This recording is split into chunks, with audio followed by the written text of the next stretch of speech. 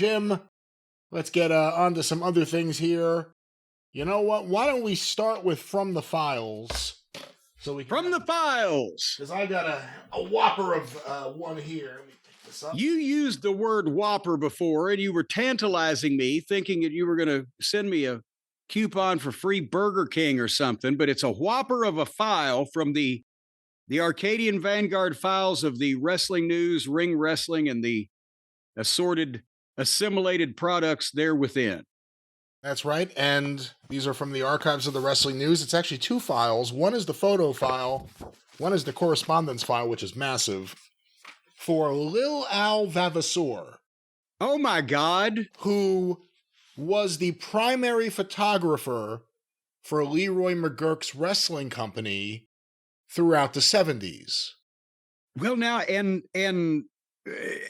he was based in Louisiana. Yes. And that is the time where McGuirk had not only his tri-states territory up there, Oklahoma, Missouri, and Arkansas, but also he promoted Louisiana. And most of from what I understand, because I used to see, and I was fascinated by that name, but I used to see his work in the magazines, and a lot of his work was done when the guys were in Louisiana. And he sold just about every picture he took to the wrestling news. So I have one of just about everything. And in the photo, I don't know whether he sold them to him or sent them to him. Well, no, I have the receipts. So okay, I could pretty much say we got the rights to these. This one here is his car. He had a station wagon, and on the door of the station wagon, he's posed here with his camera. It says Lil Al's Wrestling Photos, Port Allen, Louisiana. It has the phone number and the P.O. box. World's largest supplier of color photos of professional wrestlers. He's driving around town in this car. And then it has him and his assistant, Mike Fortune, his photo assistant. Do you have any insight on his name? Because obviously, being from South Louisiana, there's the French and the Cajun influence down there, but Lil, L-I-L, Al, A-L, Vavasseur, V-A-V-A, I believe S-S-E-U-E-R? Is that it? It's E-U-R. Okay, I added an E. But what kind of fucking name is that? Well, again, I have a couple photos here from, I'm guessing the 1974 WFIA convention. You see why they call me little. It's him next to Jim Melby and Norm Kaiser, and he appears to be a smaller man. Here's another photo where he appears to have a couple inches on Tom Burke. He's standing next to Danny Goddard at the 1974. Here's him and Bill Apter looking over a camera. So obviously he was in with all the hipsters of the day. The cool cats. But let's get past the photo file. Let's go to the correspondence file, because this is some interesting stuff here about when it ends, I guess is a way to look at it. Again, this is a very, very big file. We're going to go to 1979. And now at this point in time, Watts has started Mid-South Wrestling, right? In 1979, or is this when it's about to take place? That is right. Mid-South has started. Here's a letter from Norm Kaiser to Lil Al, June 4th, 1979. Dear Lil Al.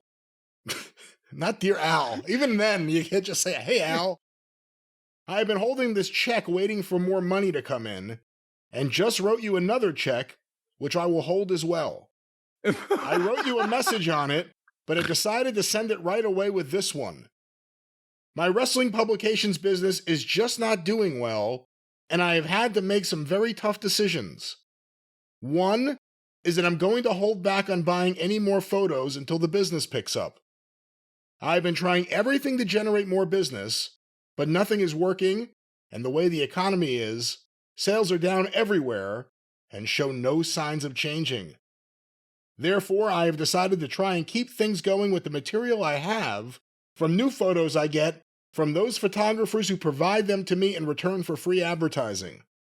I will buy any photos you have already taken from me, but please hold off taking any more, as I don't have the budget to handle more. Well, and by the way, also, part of the thing was, Norman never paid that much to begin with, but that's why you would, sometimes see in the programs or of that particular period of time pictures from 1976 that he had the color separation made for already, that he would just put that in and the guy might have a different gimmick or not look like that or whatever, but sometimes it was behind the time. He was stretching is what he was doing. Hopefully things will pick up again or something, but for now I am cutting back and trying to survive.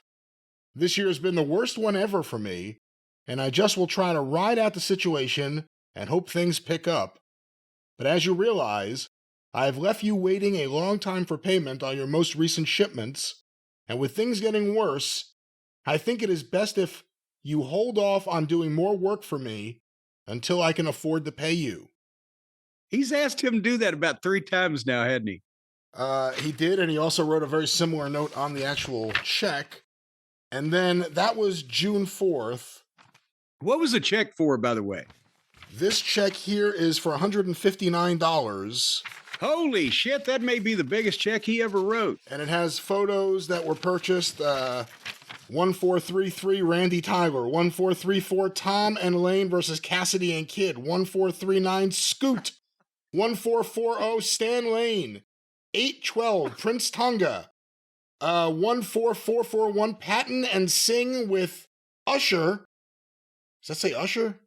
Jerry Usher was the referee. Oh, yeah, that's exactly right. And Action, Charlie Cook and Black Atlas, Ric Flair, Cook and Atlas, Brody, Diane Devine with Mad Dog Boyd. With Boyd, it's not Mad Dog Boyd. That'd be Boyd Pierce. And so on and so on. It goes on, the photos that were purchased, a list of them. The next letter from Norman to Al, July 16th, 79. Dear Lil Al, he wrote Lil La. He actually wrote his name wrong here. Lila. Dear Lil La, I wrote you over a month back to hold off on doing more new stuff for me. Since that time, I have not received anything from you, even though you said when you called more than a month ago that you had a package about ready for me, and I agreed to buy it. I hope you will send it soon, before the stuff I wanted becomes outdated. Things have picked up a bit with the programs, and I have a new deal going. He was still reporting news from the Lincoln shooting at Ford's Theater at this time. I don't think it would be too outdated. Things have picked up a bit with the programs, and I have a new deal going which will give me control of a national newsstand wrestling magazine. That's when he took over the Ring Wrestling Enterprise and got on the newsstand with Wrestling Magazine and the Rings Wrestling. So I could again start buying new photos from you. However, there will have to be some changes, as I just can't afford to buy a black and white 8x10 of every photo you need. So here's my new proposal. Does that make sense? No. I think you can make out as well on it, and it will give me what I need. Instead of any prints, I need to have color slides, ectochrome transparencies, Transparencies, or whatever you call them. I can make the screen prints for the magazine and the color separations directly from them. See that, and let me give some insight on this. If he wanted to do stuff on the covers, he needed a slide that reproduced better when making a color separation for the printing process. I took some slides for him every so often, but most of my stuff was on film because of the picture business that I had going. And because my stuff looked fairly good anyway, he would use my color pictures on the covers because the separation would come out okay, but he still wanted slides from most people. My new proposal to you is this. First, I'll still pay you $35 for each trip to New Orleans for the Superdome cards, and $50 for each trip to Houston. Oh, hold on. Wait a minute now. God damn, $35. Even then, if he shot 4 rolls of film on a Superdome show, there was $35 plus gas and going and coming. And Houston, Port Allen, Louisiana, if it's in the New Orleans area, which I think it is, South Louisiana, Houston would be 200 miles in each direction. The same thing, but nevertheless. Well, again, that's not for photos. That was actually to pay him just to go and cover the events. Then we can work the rest two ways. First of all, you would shoot color slide film.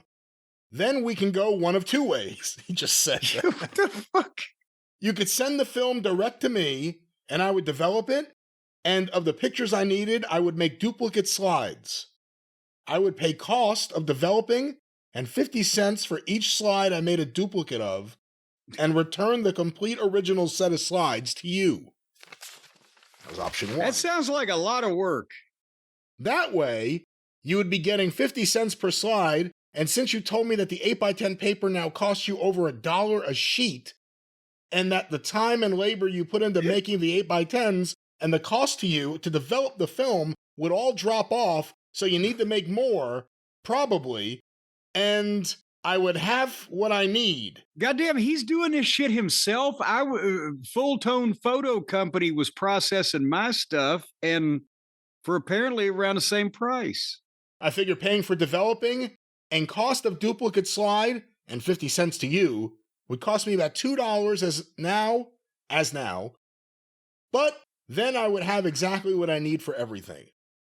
Or my second proposal would be for you to develop the film and pick out... Blow me! My second proposal would be for you to blow me! Would be for you to develop the film and pick out what you want to send me, and then charge me for what it costs you to develop. I would then make duplicates and pay you 50 cents each, and return the original as above. Either way is fine with me, although I felt the first way might be better as you often get busy, and if all you have to do is shoot the film and send it to me, it might be easier for you, and I would get what I need when I need it. Yours, Norm. Is there any response from Al? Well, here's another check. This is kind of where things change. We'll get Al in a second. One more from Norm to Al, September 10th, 79. Dear Lil Al, I finally got information on the new promotion setups for the area. The way things stand right now, I will not be able to buy more photos from you of Louisiana wrestling, but I'll buy the ones I agreed to on the phone last week. Mid-South Wrestling is the new promotion in Louisiana and Mississippi. I will be doing the programs for them, but they have picked out another photographer who they want to do all the photo work for that program. Mr. McGurk will continue to promote in Oklahoma, but as yet I have not made a deal with him to do the programs. However, that is outside of your area. I don't know how things will work out for the future, but that is the way they stand right now. If there are any changes or any other projects where I can use material from you, I will let you know, but as things stand right now, I will not be able to buy photos from you until there are some changes. Norm. Well, and hold on here. And the reason for that, for people whose heads are spinning with Norman's kindly tone, when Watts took over from McGurk, Lil Al had been with the McGurk operation for years at that point, and he was probably heavily loyal to the McGurk side, and Watts taking over Louisiana and Mississippi while McGurk still had Oklahoma, Arkansas, and part of Missouri, wanted new people involved, didn't want a mole in the locker room. But if Norm had still wanted to really do business with Lil Al, he was already going to Houston. He was talking about Houston. Houston, at the time, was affiliated with neither McGurk nor Watts. So I wonder why that was not an option.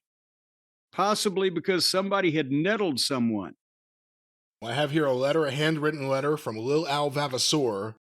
It's stamped Lil Al's Photo Service, Al Vavasseur, P.O. Box 4, 542 Avenue B, Port Allen, Louisiana, and the phone number.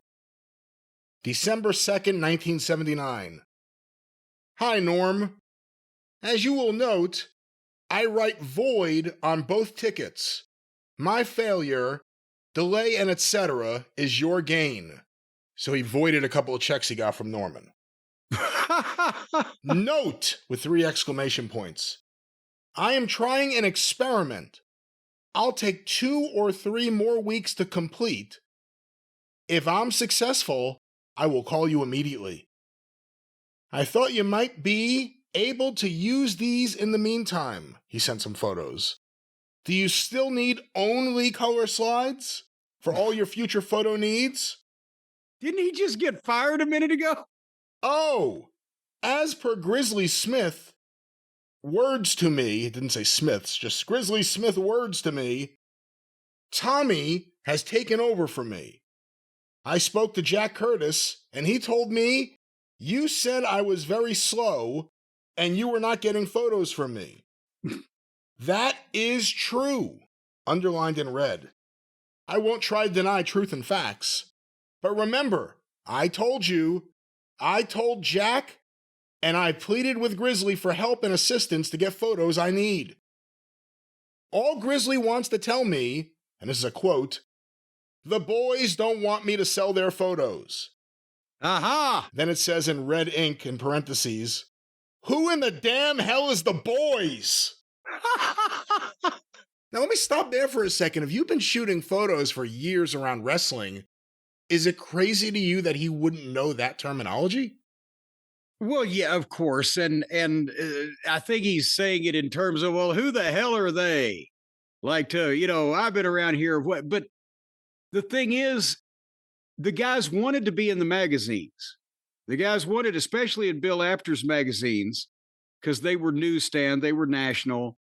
But the guys wanted to be in the magazines, and they didn't mind being in the programs most of the time. But in places where, for example, I've had Dundee every once in a while, I get pricklish because when I was doing my magazine that Norman Kaiser was printing for me and had a picture of him along with the fabulous ones on the cover, that was a picture that they weren't selling on the merchandise table. That's why I put it on the magazine. It would be exclusive.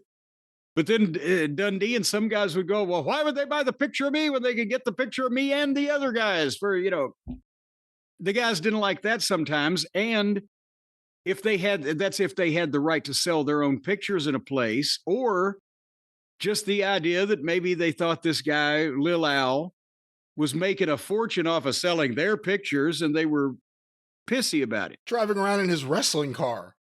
Driving around in his red, maybe he called a little too much attention to himself, but maybe also it was just that they were telling him whatever they were telling him because Watts wanted new fucking people. He didn't want a McGurk mole in the locker room. Let's go back to this, what Grizzly Smith was telling him. He even remarked I could not sell photos by mail anywhere if guys were in the area. Now, I was told that Buck Robley is also an owner of Mid-South with Watson Curtis and whoever. There's 3 question marks there. Well, Buck Robley at one time was the booker. I don't know if it was during this particular period of time, but he was never an owner of any of the company, nor neither was Grizzly. But also alerted to the fact that Grizzly probably won't be here very much longer. I was told, here's a quote, hang in there, keep your mouth shut and ears open. Well, now, and actually, is that when that Grizzly got sideways with Watts and started booking for Jack Curtis in Mississippi? In 79?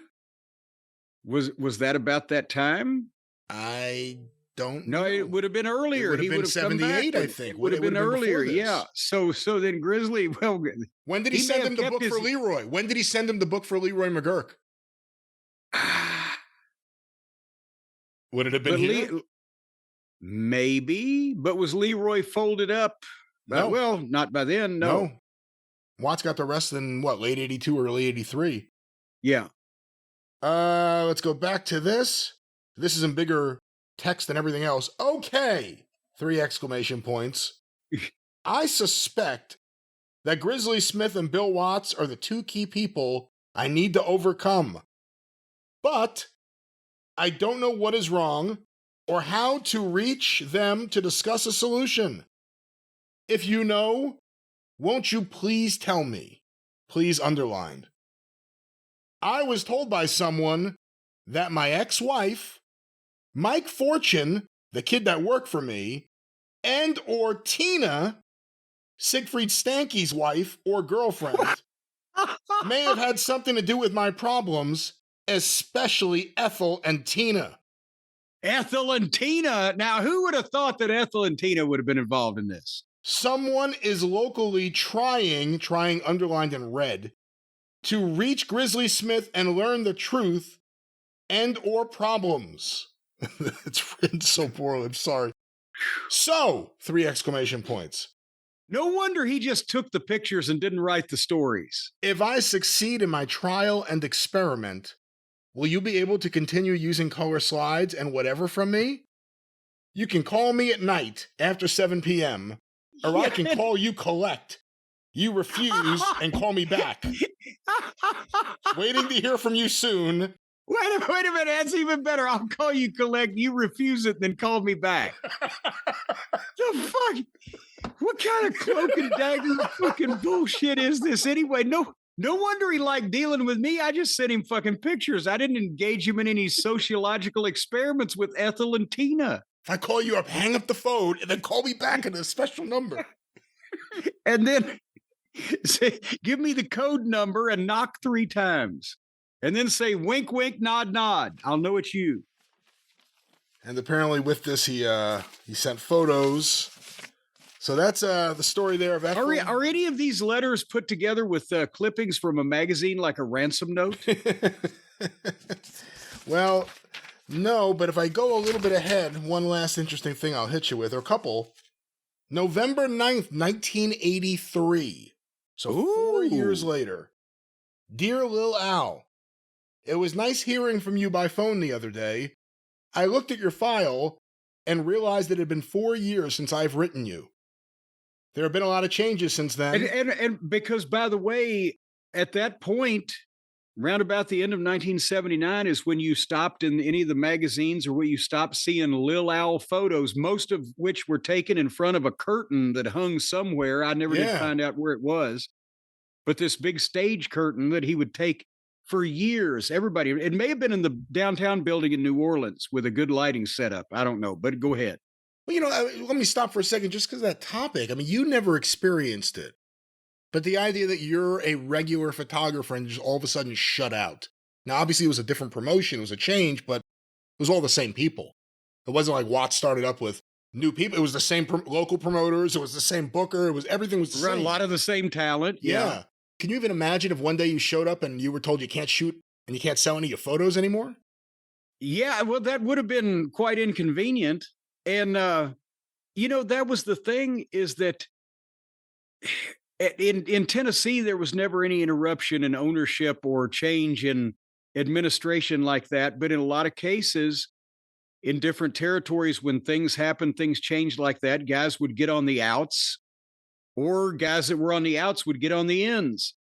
Dave McClain ended up Dick the Bruiser's son-in-law, right? He was the photographer, one of the photographers. No, it was Scott Romer. I'm sorry. I don't tell a lie. Yeah, I don't think that would have worked out.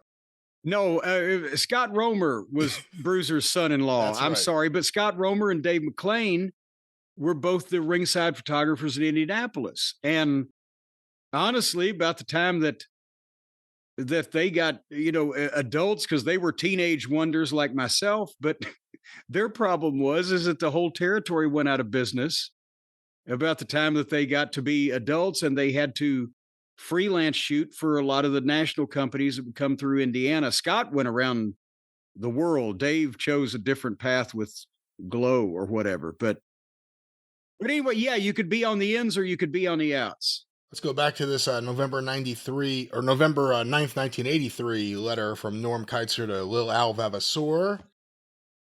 We are still doing programs for the Mid-South Wrestling Association, and also they are selling the Wrestling News magazine at their matches. But, as I told you on the phone, I am no longer in charge of buying new photos from the Mid-South area. They make the arrangements to obtain the photos, and then send me what they want used as far as new material is concerned. So I don't have a budget out of which I could buy new material. I just thought I'd make that clear up front so that you were aware of that. So you're not going to get fed out of the back of the meat wagon here. As I told you on the phone, any and all arrangements for you to again be a photographer in that area would have to be made through the promotion, specifically Bill Watts. And by the way, I can testify to what they were doing there because the Superdome programs from 1984 were printed by Norm Kaiser and his That's right. company, Pro Wrestling Enterprises. But in some cases, those programs that year, I did some of the photography, uncredited, but they needed pictures, the new baby faces. They needed fresh stuff of Hacksaw Duggan. They needed the Rock and Roll Express. They needed Terry Taylor. So I had my camera with me. So a couple of days I went out and shot Magnum on a motorcycle out in Alexandria, Louisiana, somewhere out in the woods where people couldn't see us together. And I brought a backdrop and did the Rock and Roll and some of the other guys in Oklahoma City one afternoon. And those ended up in the programs. I hope things do work out for you. But then, in any case, I've enclosed a copy of the most recent issues of my magazine, number 106, and the Mid-South program, number 86, to come off the press, which I hope you will find of interest. Sincerely, Norman Kaiser. And then finally, Norman writing these letters, how much free time must he have had for himself? I just talked about 79 up. It's a giant stack, inches deep, of Lil Al correspondence going back to the early 70s. Finally, let's end with this one from the files. February 7th, 1988. Ooh. Dear Lil Al, nice talking with you on the phone today. I guess it's been 5 years since I heard from you. The most recent address I have for the promotions you asked about are Jim Crockett Promotions, 421 Briar Bend Drive, Charlotte, North Carolina, 28209. Titan Sports, McMahon Promotions, 81 Holly Hill Lane, Greenwich, Connecticut, 06830. And finally, Fred Ward Promotions. Oh my God. 1028 Front Street, Columbus, Georgia, 31901. I hope these addresses are still correct, as I have not had any recent direct dealings with any of those promotions. I've also enclosed a copy of the Wrestling News number 124, which is the most recent issue I did. Norman. So do you think Lil Al called him and said, hey, you think I can get a job with any of these other promotions? Because Crockett was running Louisiana at that point. Beyond the actual business of selling photos, and I'm assuming he did all right, is it something you can get addicted to? The idea of shooting from ringside and being there in the middle of, you're the only thing separating the fans and the wrestlers is kind of you're in that little zone where you can feel the heat, you feel everything. Well, yes, it was fun. And you got the best seat in the house. But I think in this case here, because like I said, Lil Al disappeared. I don't know what he did for a regular living. He may have been a regular photographer or do other things or whatever was going on with Ethel and Tina. I don't know.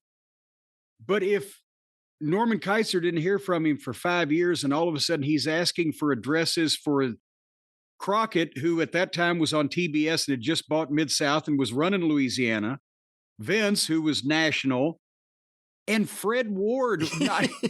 Where did that come from? Because, I'm thinking that maybe Lil Al didn't keep up with all the goings on in wrestling. And maybe he had been to, because Columbus, Georgia, if you were going to go from Louisiana to the Georgia territory, you'd hit South Georgia, Macon and Columbus first. Maybe he'd been up there before, worked for Fred Ward, but Fred Ward had been out of the business since 1983.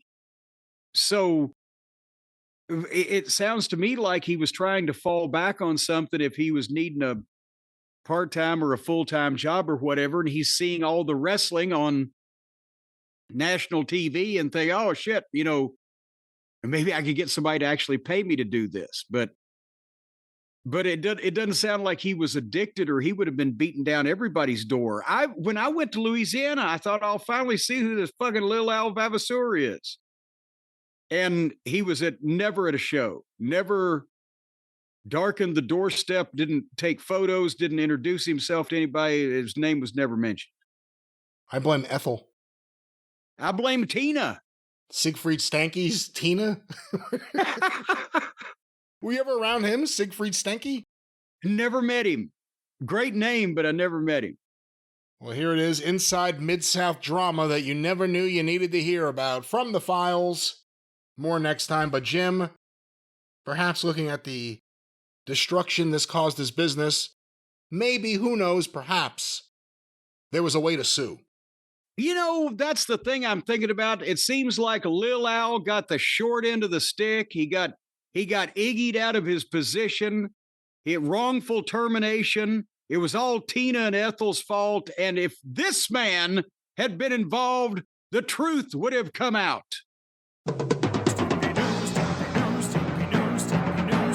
Call Stephen P. News.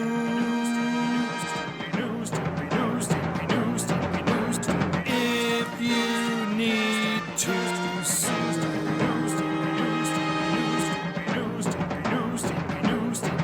An outlaw mud show or two. He'll sue the rest. Yes, that's right, ladies and gentlemen. The only man that could have saved Lil Al Vavasseur from a fate of obscurity. Stephen P. New at newlawoffice.com, 877-50-STEVE for wrongful damage, wrongful termination, wrongful poisoning of your air or atmosphere, wrongful damage to your bodies and minds, anything that anybody's done wrong to you. Goddamn, just sue them. It's very cathartic. We'll have more on that in the months to come. But in the meantime, Stephen P. New at newlawoffice.com, 877-50-STEVE can take you from the pit of despair and sadness and into the light and the pinnacle of triumph and glory and potential financial remuneration that will change your life in a manner in which you have never dreamed possible until you found the bulldog from West Virginia, Stephen P. New.